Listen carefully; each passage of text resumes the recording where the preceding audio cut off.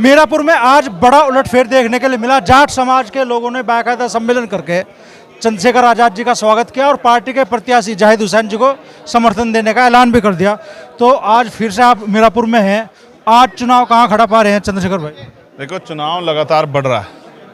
मैंने राहुल से कहा था जब मैं पिछली बार आया था कि 3 दिन बाद मैं आपको बताऊंगा, तब प्रत्याशी डिक्लेयर नहीं हुए थे। जो मुझे एहसास था वही हुआ कि किसानों की भावनाओं को सम्मान नहीं होगा।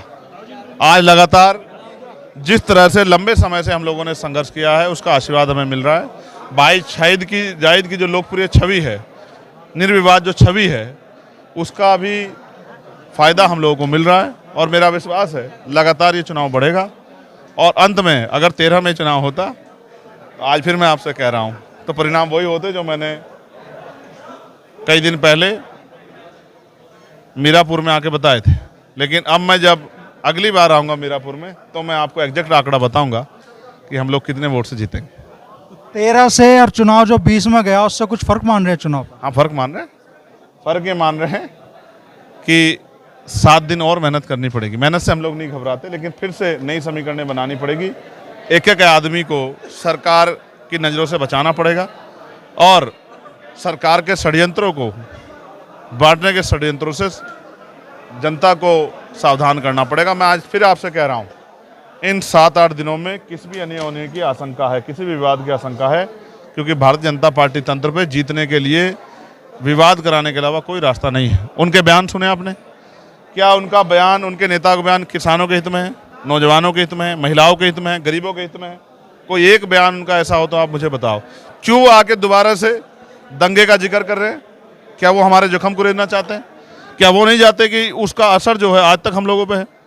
तो ये जो भाषण है, ये भाषण सिर्फ लोगों की भावना उभार कर वोट लेने का प्रयास है, लोगों की समस्या का हल करने का प्रयास नहीं। तो लोग समझदार हो गए, इनकी बातों में नहीं, कब तक इनकी बातों में आते रहेंगे? ऐसा ही भाषण मुख्यमंत्री ने जब खतौली उपचुनाव था तब आके भी दिया था। उनकी पहली लाइन थी कवाल का बवाल। तो यहाँ की जनता ने उनके सारे बवाल समेट के खतौली से उनको जो है ना लगभग 22,000 से हरा के उनको बताया कि हम बवाल अपने आप करना जानते हैं, उस बवाल को संभालना जानते हैं। इस बार वही उत्साह भाई जाहिद के पक्ष में रहेगा और मुझे विश्वास है कि सभी जातियों का, सभी धर्मों के लोगों का सपोर्ट मिलेगा। अच्छा, मुख्यमंत्री जी का जो बयान आया, बटेंगे तो कटेंगे, क्या प्रतिक्रिया आपकी? क्यों बटेंगे और क्यों कटेंगे? और मुख्यमंत्री इतने बड़े पद पे बैठ के इस तरह की भाषा प्रयोग, जिस दिन हम चीफ मिनिस्टर होंगे एक बार भी नहीं कहेंगे किसी को डरो, किसी भी जाति धर्म को नहीं कहेंगे डरो, सबको कहेंगे सब इज्जत से जियो। प्रदेश उनका है, पुलिस उनके पास है, इंटेलिजेंस, काहे को डर रहे हैं? कौन खा लेगा किसी को? मुख्यमंत्री तो लोगों की भावना उभार के सिर्फ वोट लेना चाहते हैं, लोगों के मन में डर पैदा करना चाहते हैं। काहे के शासक हुए वो? काहे के मुख्यमंत्री जो लोगों को डरा रहे हैं? ऐसा मुख्यमंत्री किस काम के लोगों को डराए? मुख्यमंत्री होना चाहिए सबको कहे कि अगर आप आराम से स्वाभिमान सम्मान जियो, आत्म सम्मान जियो, कोई आपको नुकसान नहीं पहुंच सकता। वो कह रहे डर जाओ डर जाओ। लोग रोजगार की बात ना कर लें, लोग अग्निवीर पे बात ना कर लें, लोग महंगाई पे बात ना कर लें, इसलिए इस तरह के भाषण देके लोगों के बुनियादी मुद्दों ध्यान हटाने का प्रयास है। अभी मुझे पता लगा, मैं एक गाँव में गया था कि पुलिस की भर्ती में 25% जो हैं वो गलत पाए गए। मैंने उस बच्ची से पूरी डिटेल मंगाई है। ऐसा कुछ भी होगा तो इस भर्ती के खिलाफ हम लोग मजबूती से संघर्ष करेंगे। अच्छा, आप यहाँ जाट सम्मेलन में आए, आपने आवाज़ दी किसानों के मुद्दों को और आपने खतौली उपचुनाव को याद दिलाई, ये भी याद दिलाया कि कोई साथ था, कोई साथी था, कोई भाई था। खुल का नाम नहीं ले रहे, लेकिन आपने आज इतना तो कह दिया कि मुकाबला अब हमारे और उनके बीच में है। तो सीधे जयंत चौधरी से मुकाबला है। देखो, ये चुनाव है। मैंने कई बार देखा 2 सगे भाई भी अलग अलग पार्टियों से आमने सामने चुनाव लड़ते हैं, और ऐसा यहाँ है भी। एक ही परिवार के लोग 2 पार्टियों चुनाव लड़ रहे हैं। बताओ, मैं गलत तो नहीं कह रहा हूँ? देखो, चुनाव अपनी जगह है, रिश्ते अपनी जगह है। मैं चौधरी चरण सिंह जी का भी, चौधरी अजीत सिंह का भी और भाई जयंत चौधरी का भी दिल से सम्मान करता हूँ। और राजनीति हम अलग अलग कर रहे हैं, ये विषय नहीं है। मेरा सगा भाई भी दूसरी पार्टी में राजनीति कर सकता है। तो मैंने कहा कि क्योंकि मुकाबला बेस वोट क्या तो उनके पास है, हमारे पास, तो मुकाबला वहीं आके होना है। और बेस वोट की हालत क्या है आप क्षेत्र में घूम रहे हैं, आपसे बेहतर कौन जानता है? वहाँ तो नाराजगी भी हो सकती थोड़ी बहुत, यहाँ तो कोई नाराजगी नहीं, यहाँ तो कोई कैंडिडेट भी नहीं था बेचारा। बेस वोट यहाँ तो प्लस कर रहा है, अपने गांव में रहने वाले हर व्यक्ति से कह रहा है, अन्य जातियों के लोगों से कि भाई मदद करो, हम आपको आगे प्रधान बनाएंगे, बीडीसी बनाएंगे, जिला पंचायत बनाएंगे। तो आप देखो, जब डब्बे बंद होंगे और डब्बे खुलेंगे तो बहुत सारे लोगों को एहसास होगा कि पश्चिम की हवा बदल रही है। जाट सम्मेलन से उनके बेस वोट में सेंध लगा दी आपने। जाट समाज बेवकूफ़ समाज नहीं, समझदार समाज है। किसान बीज देख के बता देता है कि फसल क्या कैसी होगी। तो आप इनको बेवकूफ़ समझने की गलती ना करें। वो अपनी वोट का प्रयोग बहुत समझदारी से और भारतीय जनता पार्टी को सबक सिखाने के लिए करेंगे। चलिए आखिरी सवाल मैं आपसे कर रहा हूँ। आपने कहा कि भाई जयंत चौधरी जी आज जिस खेमे में खड़े हैं आपको दर्द है इस बात का। हाँ, मुझे दर्द है। मुझे इस बात का की तकलीफ़ है कि जिस व्यक्तित्व को देश बचाने के लिए, संविधान बचाने के लिए, संविधान के समर्थन में खड़ा होना चाहिए था, आज चाहे दूसरी पार्टी हमारे विपक्षी पार्टी की गलती की वजह से या उनके द्वारा किए गए तिरस्कार की वजह से आज वो उस जगह खड़े हैं जो संविधान के विरोधी हैं। इस बात की मुझे पीड़ा है। तो क्या 27 के चुनाव से पहले ये राय एक होंगी? अब 27 का पता लगा, अभी तो 23 का पता कर ले, 23 में क्या है। जाट समाज के लोगों के बीच आए या क्या और ज्यादा लोग मिल रहा है चुनाव के लिए? आपको ऐसा क्यों नहीं लगता कि ये पश्चिम किसान बहुल्य है और किसानों की भावनाओं के साथ खिलवाड़ नहीं किया जा सकता?